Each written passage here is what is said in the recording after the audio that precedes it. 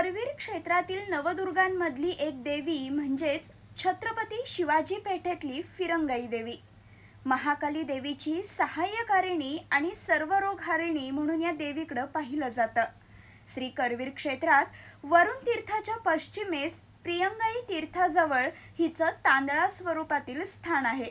या देवीचं मुख सिंहाकृती असून बाकी सर्व शरीर मानवाकृती आहे। भारती दीपक गुरु इथं फिरंगाई मंदिरमध्ये पुजारी आहे।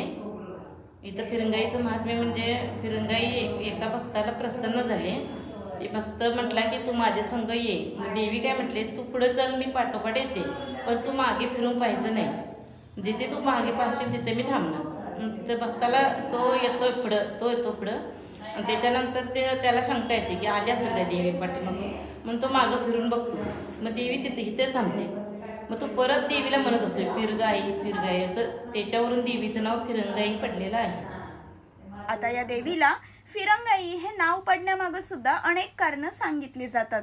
त्यातले एक कारण म्हणजे कोल्हापूरकर हे बऱ्याच वेळेला बोलीभाषेत रूढ होतील तेच शब्द वापरतात। म्हणजे मुळात या देवीचं नाव प्रत्यंगिरा देवी असं होतं, त्यानंतर प्रियांगी असं नाव पडलं, मग प्रियंगाई आणि मग फिरंगाई असं बोलीभाषेत नाव झालं। अजून एक कारण ते म्हणजे मुसलमानी आमदानीत मुस्लिम भक्तांनी म्हणजेच फिरंगी लोकांनी हिची उपासना केली, त्यामुळं या प्रियंगाई देवीस फिरंगाई असं नाव पडलं। तर फिरंग या शब्दाचा अर्थ तलवार असाही होतो। या दृष्टीनं विचार केला तर फिरंगाई देवी ही तलवारीची देवता असा ध्वनितार्थही निघतो। देवीचं वात्सल्य रूप जसं भक्तिप्रिय आहे तसंच देवी ही शस्त्रधारिणी असुरनाशिनी या रूपातही आहे। त्यामुळं फिरंग म्हणजे तलवार म्हणजेच शस्त्रास्त्रांची देवता म्हणूनही या देवीकडे पाहिलं जातं। फिरंगाई देवीची यात्रा दसऱ्यात नवदुर्गापैकी एक आहे आणि चैत्र पौर्णिमेला फिरंगाईची यात्रा 3 दिवस पालखी मोठ्याने असते, नगर प्रदक्षिणा असते। इथल्या प्रियंगाई तीर्थात स्नान केल्यास त्वचा रोग नष्ट होतात। आजही त्वचा रोगाचा त्रास कमी होत नसल्यास देवीस 9 मंगळवार पीठ आणि मिठाचा जोगवा अर्पण करण्याची करवीरात प्रथा आहे। तिथं पेटाळा म्हणून आहे, तिथं तळं होतं देवीचं, तिथं त्वचा रोग ह्याच्यासाठी आंघोळ केले ना की कमी यायचं ते। वास्तविक या परिसरात पेटाळा नावाचा तलाव होता, वाढत्या शहरीकरणामुळे नंतर तो बुजवला गेला। या पेटाळ्यातलं पाणी हे सल्फर युक्त होतं, त्यामुळे त्वचारोग नष्ट करण्याचं सामर्थ्य या पाण्यात होतं। या पेटाळ्यातलं पाणी म्हणजे फिरंगाई देवीचं तीर्थ। कानोबा आणि खोकलोबा देवाबद्दल काय सांगाल?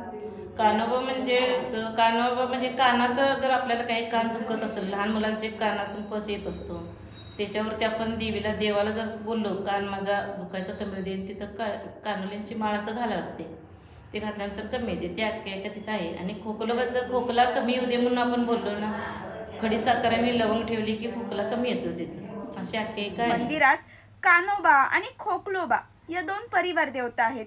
आता ही नावं सुद्धा मानवाच्या शारीरिक आरोग्याशी निगडीत आहेत, कारण खोकलोबा देवाला पीठ मीठ दही भात ठेवल्यानं खोकला बरा होतो आणि कानोबा देवाची पूजा करून तिथलं देवाचं तीर्थ आणि अंगारा लावल्यानं कानाचा आजार बरा होतो असा इथल्या भक्तांचा विश्वास आहे। म्हणून खोकलोबा आणि कानोबा या इथल्या परिवार देवता। तर अशी ही सिंहास्वरूपिणी श्री प्रियंगाई अर्थात फिरंगाई देवी।